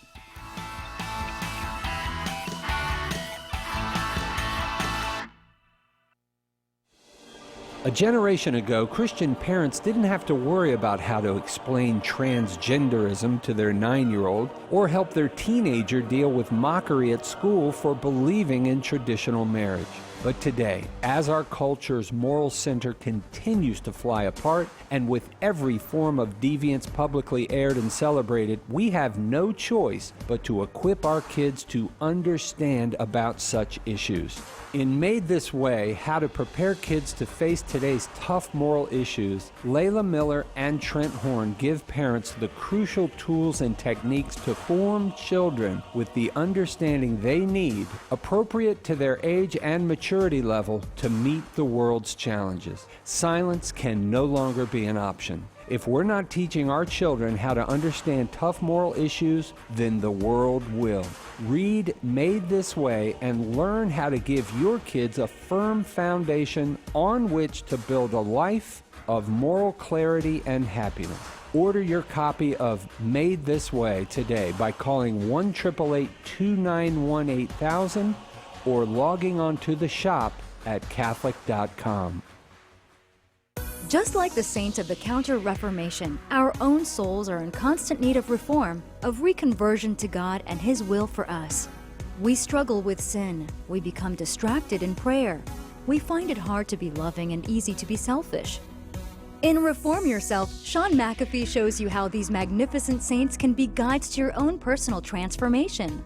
We all need to reform our souls. Let the saints who reformed the church show you how. Order your copy of Reform Yourself today by calling 1-888-291-8000, visiting the shop at Catholic.com, or asking for it at a good Catholic bookstore near you.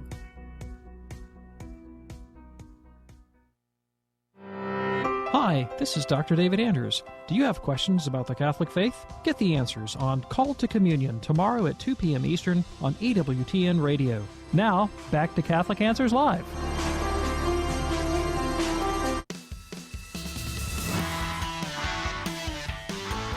Tuesdays mean your questions and Catholic answers. We always get Catholic answers on the program, but on Tuesdays and Thursdays, it's an open forum. You set the table with your questions, whatever they happen to be. And the next one comes from Benjamin in Indiana, listening on the Catholic Answers Live app. Greetings, Benjamin. We're glad you called. Thank you. I am a soon-to-be convert to the Catholic Church, and I'm married with 3 kids. Congratulations on both. I am. Thank you very much. Unfortunately, this time I'm the only one coming to the Catholic Church, but that leads to my question, which is, the priest told me I'm still allowed to attend with my family at their Protestant church. I just, obviously, it doesn't count as my Sunday obligation, and I can't take communion there, which I understand all that. But the question I have is, I currently participate in the praise team, playing the acoustic guitar. And so my question was what the church stands on me participating in that moving forward, and that's really my question. So okay. So do you sing in addition to playing the guitar, or do you just play the guitar? I always say I play the guitar so I don't have to sing. So no, I don't sing. Okay. So the church doesn't have a specific canon law that addresses this issue. What it does have is a canon law that says we need to maintain communion with the church even in our patterns of daily activity. And so that means we need to not do things that would be directly contrary to the Catholic faith. In terms of something like this, there's been a long tradition, because not everybody has musical talent. There's been a long tradition going back centuries of hiring musicians in one church or another without a strict regard for are they a member of our communion.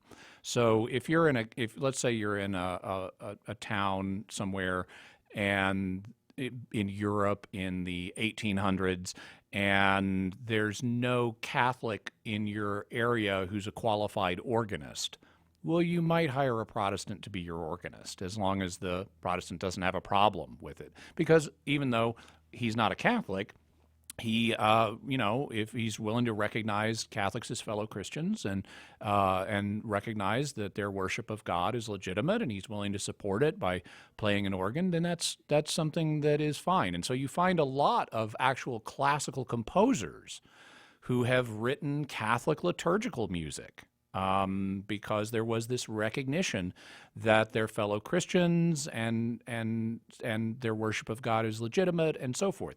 Well, the Catholic Church recognizes the same thing about our separated brethren. They are our brethren in Christ. They are fellow Christians. They are worshiping God. Their worship is legitimate. They should be worshiping God. Now, we would go further and say, well, it would be even better if they were worshiping God in the Catholic Church. But it's nevertheless true that they are worshiping God and that pleases God. If there are problems with a particular act of worship, like let's say there's a particular hymn that includes a false theological idea, well, one wouldn't want to sing that line. But it wouldn't stop one in principle from singing the parts of the hymn that are all theologically true. And it wouldn't, so as long as you're not being required to do something that is itself wrong, then it's not going to be a problem from a Catholic moral theology point of view for you to continue to do this, especially if it has a salutary effect or helpful effect on your own family, showing them that you honor their Christianity, even though you feel that that one should be a Catholic. They can deduce that from the fact you become a Catholic. And so if this is a gesture that would help maintain good family relations and maybe eventually encourage them to become Catholic, then it would be something that you would certainly be able to do. Great. That's actually what I'm hoping. So I appreciate the answer. And you guys have been a big part of my conversion. Listened to you guys for the past 2 years. I'm part of that statistic where Jimmy said a lot of people convert from Protestantism to Catholicism. It's not like a quick thing. It's something we think through and sort through. And I asked salvation, and that was a big part of my final decision. So I definitely appreciate your guys' ministry and what you guys do. Well, thank you so much, Benjamin, and welcome home. Yeah. Yeah, we'll continue to pray for you along the way, and that the grace that God is giving you will work through you with your entire family. I think you can probably pretty much count on that happening. Mark is in Houston. He's got us on the iHeartRadio app. Hello, Mark. This is Catholic Answers Live with Jimmy Akin. What can we do for you? Hey, guys. Yeah, Jimmy, I had a question for you. You had mentioned one time you were a fan, I think, of Blaise Pascal. Mm-hmm. And my question was, in his Pensées, he makes several statements that sounds like he's got some kind of issue with the Jesuits. And I was just curious. I never knew why. I was curious if you could answer that. Yeah. So Pascal was a member of a movement in the Catholic Church in his day that was known as Jansenism. Jansenism sprang from the writings of a bishop theologian named Cornelius Jansen, who had a very Calvinistic understanding of predestination and grace and the way they work. And he published, after his death, one of his books was published called Augustinus, and this book caused a theological controversy which led the Pope to intervene, and the Pope at the time indicated that actually some of the things that Jansen had said were heretical, that they were contrary to divine revelation that had been infallibly defined by the Catholic Church.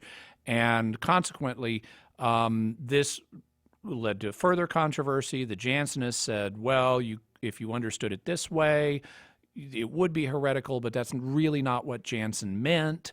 And then the Pope came back and said, well, actually, this is exactly what it says in the book. So what the book says is heretical.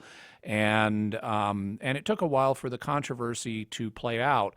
During the controversy, the Jesuits took the Pope's side against the Jansenists. And since Pascal was a Jansenist, he naturally was looking for ways to argue back against the defenders of the Pope's position and try to find ways to argue that, no, Jansen really was Orthodox and so forth. And there were other issues that got brought into the whole subject, not just predestination and grace, but other things, including dueling and usury and stuff like that. The place, if you want to read about this in Pascal's writings, is, if you want to read where he really gets into this, it's not in Pensées, it's in his what are called his provincial letters. And so you might get a copy of the provincial letters and look at them, or just look up provincial letters on Wikipedia, and it'll have a summary of what the issues were. Okay, great. Yeah, that's great to know. Thank you. I appreciate. I never knew. I'd always thought his theology was pretty sound as far as we knew, but I didn't know he had some issues. He had some issues. I mean, he was a great thinker and made important contributions to mathematics and to apologetics, but he wasn't perfect in everything. All right, Mark. Glad we could help you with that. We're going to go to William next, also a Catholic Answers Live app listener in New Jersey. Hi, William. You're on with Jimmy Akin on Catholic Answers Live. Okay. Well, thank you. Thank you guys for the show. It's a great show. Thank you. So I'm looking for some help, Jimmy, because my brother-in-law has been listening to this Protestant pastor, Les Feldwick. I think Feldick. So I don't know if you know him, but I'm not familiar with him. Okay, so he apparently reads the Bible and has his own interpretation. So what my brother-in-law is confused about now, he's Catholic. He's confused because this person is teaching that Paul was a Gentile so Paul was apostle to the Gentiles, and that he had a different gospel for the Gentiles, and this is a different gospel than Peter had. Ooh. Which to me doesn't make any sense, because it should be just one gospel. But right. So I didn't know if there was any material that I can show, because he's a very analytical person. I like to give him some material that says, no, it's all one gospel, no matter who taught it. But so I don't know if you can help me with that. Yeah. So where some of this is coming from is a passage in Galatians, Paul's letter to the Galatians, where he notes that that the same Spirit that worked powerfully in Peter for evangelizing Jews also worked powerfully in Paul for evangelizing Gentiles. And so that's where that passage influences a lot of people in characterizing Paul as, quote unquote, the apostle to the Gentiles, and Peter as the apostle to the Jews. But the New Testament never uses those phrases. It never says Paul is the apostle to the Gentile or Peter is the apostle to the Jews. It just notes that they had different levels of effectiveness in reaching particular audiences. And in fact, if you look at what the book of Acts records, it indicates that both Peter and Paul had prominent roles in evangelizing both groups. So, for example, if you look in one of Paul's later accounts of his conversion, I think this is the one in Acts 26, he says that Jesus sent him to the people, meaning the Jewish people, and also to the Gentiles. And so that's borne out by what we see in his evangelistic practices earlier in Acts. He'll first start preaching in a synagogue, and then if he encounters problems, he'll start preaching to Gentiles as well, but he always includes the Jews in his message, and in fact, he makes prominent Jewish converts in different places, like Lydia at Philippi, who was a Jewish woman who dealt in indigo. So he makes Jewish converts. He always includes the Jews in his evangelization, but he happened to have a special kind of success among Gentiles. So he ministered to both groups. In the same way, St. Peter, he obviously ministered very successfully to Jews, but God also chose Peter to convert the household of Cornelius in Acts chapter 10. And he refers back to this in Acts chapter 15, where he talks about how you, other Jewish Christians here in Jerusalem, know that God made a choice among us that it was by my mouth that the Gentiles would hear the gospel. And so Peter also ministered not just to Jews, among whom he did have notable success, but also to Gentiles. And so consequently, you can't look at Peter and Paul as if they were exclusively ministering to one group or the other. And that means that you have to recognize that they were sharing the same gospel with both groups. It's not like Paul had one message for Jews and a different contradictory message for Gentiles. There was one gospel for everybody, the gospel of Jesus Christ. That's why when we hear about the gospel in the New Testament, it's in the singular, the gospel, not the gospels plural. Later on, when the term became a plural, it began to refer to particular documents, but not to the fundamental message. The fundamental message is always singular, the gospel, the good news of Jesus.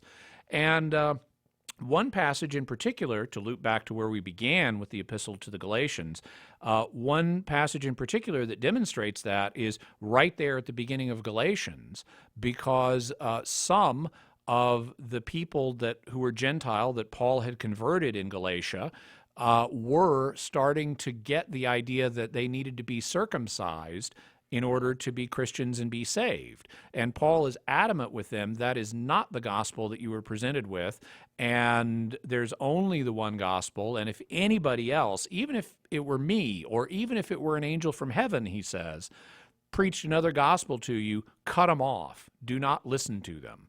And so he's emphatic that there is only one gospel and that Jews and Gentiles likewise are saved by faith in Jesus. That's a point he also stresses in Romans, if you want to look, for example, at Romans 1 through 3, especially the end of chapter 3. All right, William, hope that helps. We are kind of on a time crunch here. Got a few more callers we want to get to.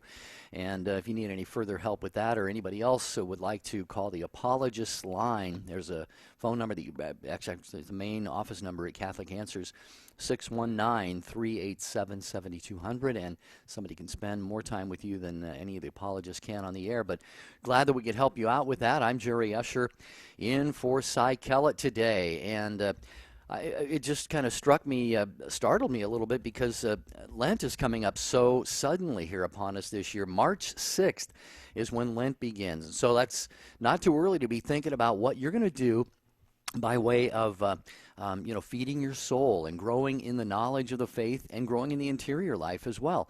And Catholic Answers has a challenge. We're calling it the 20 Answers Challenge. Catholic Answers has a series of 32 books. They're digestible. They're not that big, easy to understand, and each one has 20 answers to various questions on spirituality, scripture, the sacraments, moral life, faith, prayer. A lot of areas are covered.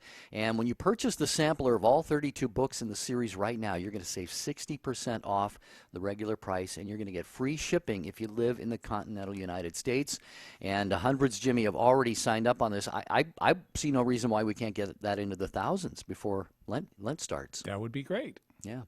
So you can do that right now. There are a couple of ways to do it. Go to the shop at Catholic.com, or you can call the customer service toll-free number 888-291-8000, 888-291-8000, or again, shop.Catholic.com. But again, it's 60% off the sampler of all 32 books in the 20 Answers series. Take the challenge this Lent and Easter from Catholic Answers. More of your questions for Jimmy Akin are coming right up. There's only one. Catholic Answers Live. He was a pope, a saint, and a doctor of the Church. Matthew Bunsen and the Doctors of the Church. Pope St. Gregory I the Great is one of only 4 popes honored as the Great. Among his many achievements was sending missionaries across northern Europe, especially St. Augustine of Canterbury, who brought Christ to the people of England. In a pun, Pope Gregory called the English people angels. He died in 604. For more about the Doctors of the Church, visit doctorsofthechurch.com. Pope Francis reminds us that it does not take a specialized degree in theology to become a great evangelist. We're all called to evangelize. Think about the woman at the well. After she encountered Jesus, she immediately went into the city and invited others to meet him as she had. You and I can go out now and do the same. And St. Paul Street Evangelization can help. Get involved today by contacting us at streetevangelization.com. That's streetevangelization.com.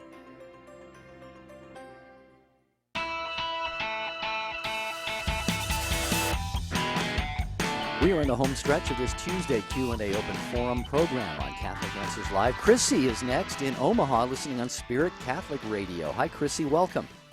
Very much. Hello, Chrissy. Hello. Hello, Hi, you're Chrissy. on the air. What's your question, Chrissy? I have a question. Mm-hmm. What is the difference between Hades and hell?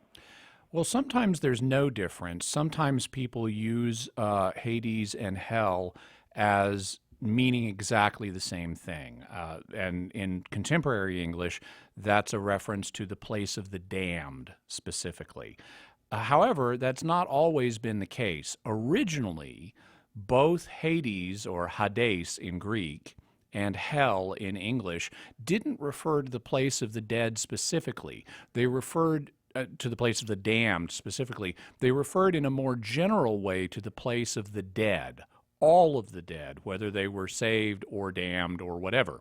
And so in Greek, originally, and this is true even in pre-Christian Greek, Hades or Hades just was the place of the dead. Didn't mean specifically the place where damned people go. That would be somewhere like Tartarus, which was a place of suffering in the Greek afterlife. In English, which developed out of the Germanic languages, hell originally, again, was just the place of the dead. That's why we talk about in the Creed, we say Jesus descended into hell. We don't mean he went to the place of the damned. We just mean he went to the place of the dead. He died. And that's one of the key affirmations of what that line in the Creed means. Over the course of time, in English, hell took on the connotation of being the place of the damned specifically, and that kind of attracted since Hades was a synonym for hell, that kind of attracted the word Hades to also mean the place of the damned. But that's a modern English usage. And so when you have people today say Hades or hell, they usually mean the same thing. They usually mean the place of the damned. But we need to be aware when we're reading older documents like those of the New Testament or like the older translations of the Creed, that they don't always have that meaning, and tend to be more a general reference to the place of the dead without respect to whether they're saved or lost. Okay, Chrissy? Thank you very much. You're very Sure welcome. thing. Zeke is in Wichita, Kansas. He has us on the Catholic Answers Live app. Hi, Zeke. You're next with Jimmy Akin. Hello. Hi, Zeke. How can we help you? Hey, I was reading the Didache, and the last line is, about the Our Father is, "For thine is power and glory forever." Mm-hmm. My question is to me, it's apparent that Protestants say that when they say they're Our Father, right, and Catholics do not, Mm-hmm. in my experience. Is there any history on this? Yeah, so what happened was, as far as most scholars believe today, based on the manuscript evidence, the Gospels in the New Testament did not originally include that line. It was a line that was used in some early Christian circles, as illustrated by the Didache, but it wasn't there in the version that we find in the Gospels. The Lord's Prayer appears both in Matthew and in Luke, and in neither of those, according to most scholars, was that line there. But it was used early on, and it was used in the liturgy and things like that. And as a result of that, according to most scholars, scribes, when they were writing the Gospels, some of them were used to saying that line. And so when they were copying, say, Matthew, and they got to the Lord's Prayer in Matthew 6, and they were making their copy of it, they would be uncertain. Do I include this line or not? Because I'm used to saying it, but it's not here in this manuscript I'm copying. And some of them ended up including it. And consequently, it ended up in some biblical manuscripts. And then those manuscripts were used as the basis for various Protestant translations in English, like the King James Version. And so, as a result, Protestants have historically tended to use that line. Now, there's nothing wrong with that line. It's just the question of, is it there in the originals or not? And so it became common in Protestant circles because they would see it there in the King James.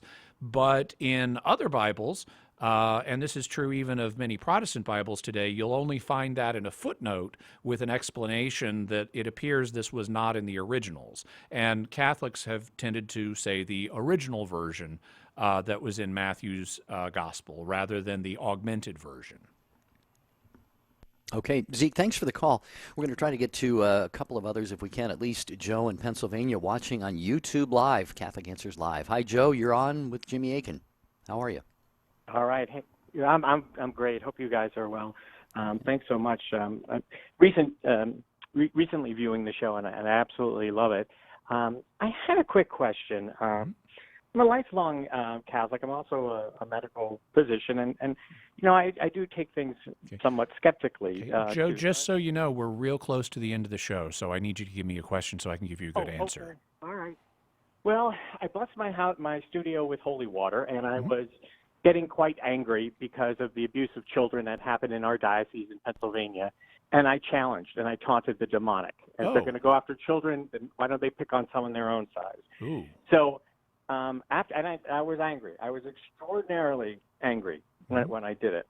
And the next day, about 3:30 a.m., I hear a voice. There's a voice in the studio. It's not coming from anywhere. It's not a known language. It has cadence. It has syntax. It has intonations. Is extraordinarily mocking and hateful. Okay. And it's a small studio. I walk around. There's no one else here, and it's definitely language. Right. And got that. So what happened, and what's your question?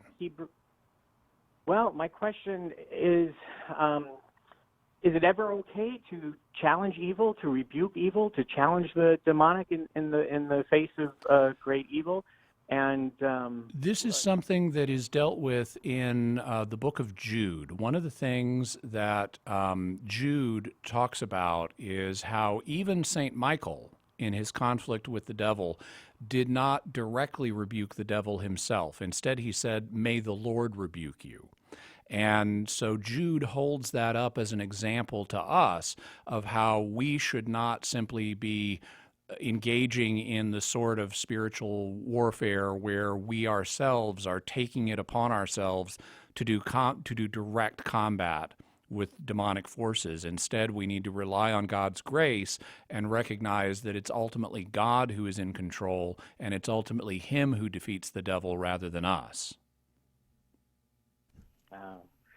So I guess I kind of made a big mistake then. Well, certainly I would say if you heard this voice and it appeared to be demonic to you, then I would, call a priest and ask him to come out and bless the place and pray the St. Michael prayer yourself for protection. And I would encourage people not to attempt to directly engage the forces of darkness. They are more powerful than we are. We need to rely on God's protection. Okay, Joe, thanks for the call. We'll keep you in prayer and go ahead and do what Jimmy said. It might be good to get a priest in there. Dawn and Nono and the others, we are not going to have time to get to any of you further. But Jimmy, man, 2 hours, great job. Thank you so much. Likewise, Jerry, always a pleasure. Yeah, I appreciate working with you and keep up the great work. And folks, don't forget that you can take advantage of the 20 Answers Challenge at Catholic Answers. Just want to make a quick reminder about this before we sign off the air. Lent begins on March 6th. There's plenty of time right now, but that window is closing. If you want to start right at the beginning of Lent and take the 20 Answers Challenge, Catholic Answers has a sampler of all 32 books in the 20 Answers series. And what that is it's different topics of the faith, all digested and boiled down to 20 very easy to understand, easy to memorize, and simple to share answers on whatever faith issue it is. When you buy all 32 of those, you're going to save 60% off the normal price right now and get free shipping in the continental United States. Now is a great time to do it. Customer service is open for a couple more minutes, 888-291-8000. But if you don't get in there and you don't get the phone answer, you can go to shop.catholic.com.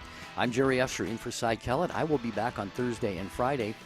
In the meantime, you can catch me and Debbie Georgiani on Take Two with Jerry and Debbie at noon and midnight Eastern Time, Monday through Friday. God bless.